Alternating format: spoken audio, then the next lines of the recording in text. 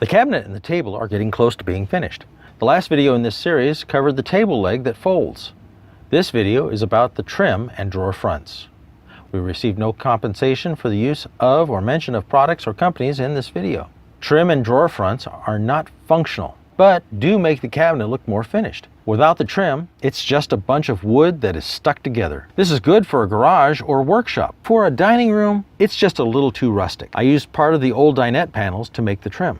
This is finished on the front, so I did all my cuts from the back. This protects the finish from being peeled up by the saw blade. Getting to know your tools makes things go faster. I made some trial cuts that showed me that with the direction of cut with my saw, my fence needs to be 1 1/32 of an inch more than the finished size I'm wanting. This will make the finished size within a tolerance of 1/32 of an inch, well within the consistency I need. The rip cuts were for some thin parts that were 3/4 of an inch, 7/8 of an inch, 1.5 inch, and almost 3 inches.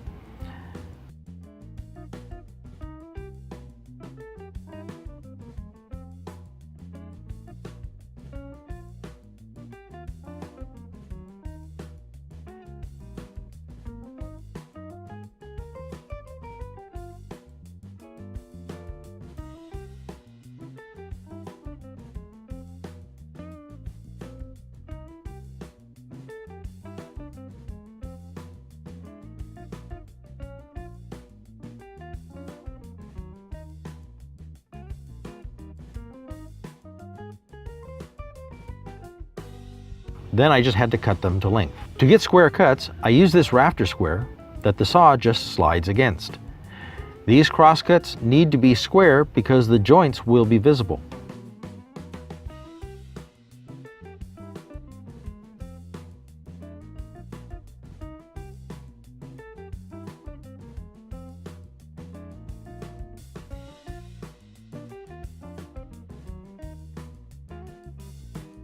To attach the trim, I glue and staple the pieces to the cabinet. The glue does most of the holding, but the staples keep it in place until the glue dries.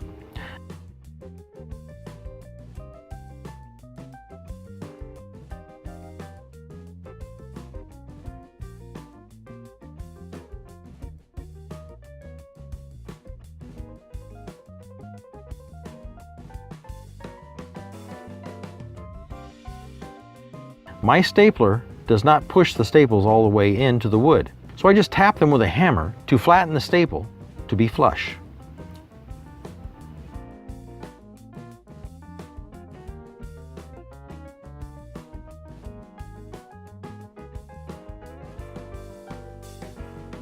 Because I hold the stapler perpendicular to the grain, this puts the staple aligned with the grain, so it just kind of disappears into the pattern.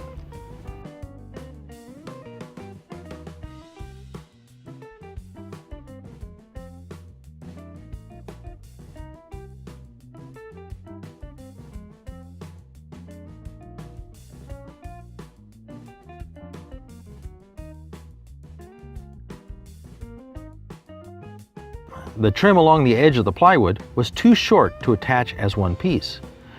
So I just made 3 pieces that added up to the 71 inches for the top and bottom plywood. The trim for the top I made a little taller than the plywood, so it formed a lip that extends about 1/8 of an inch above the surface of the plywood. This is for the counter material that I will cover in a future video.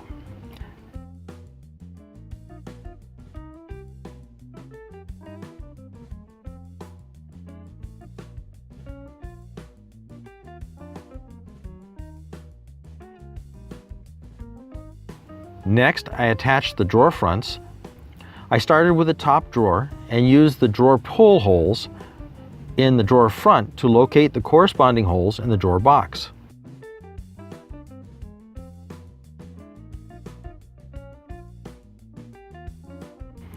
Just a quick tap with a hammer marks the hole locations.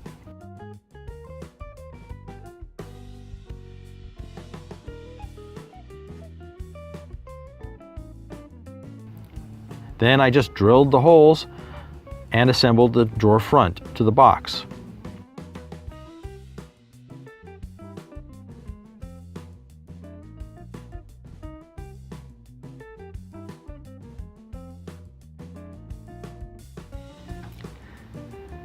The bolts for the handle don't secure the alignment of the drawer front.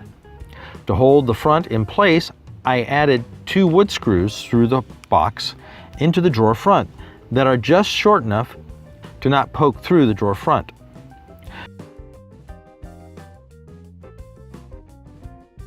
Then I pulled the drawer out and mounted the catch on the side beside the drawer.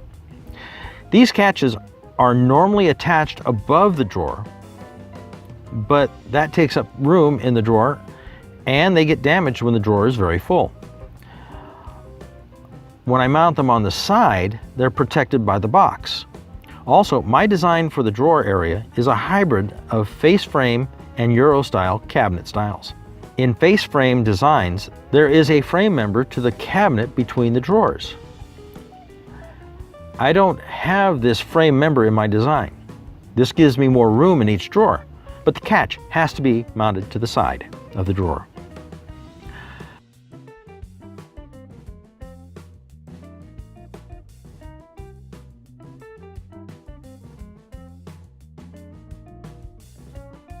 I started the screw for this by hand because the screw and the location are very hard to get into. Once the screw is started, I can use the drill to drive it the rest of the way in.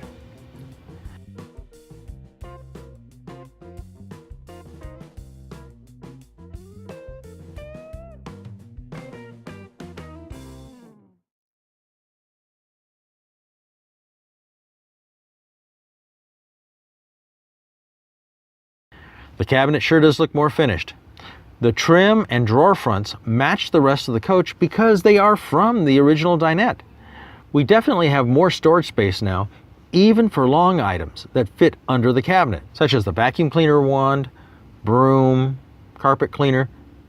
I was having a real hard time finding a place to store these. The next video in this series will be for the door to cover the left side storage area. Then we're going to look at finishing the counter and tabletops with an epoxy finish that looks very interesting. Thanks for watching our video. If you like what you see, press the like button below and subscribe. And also check out our other videos.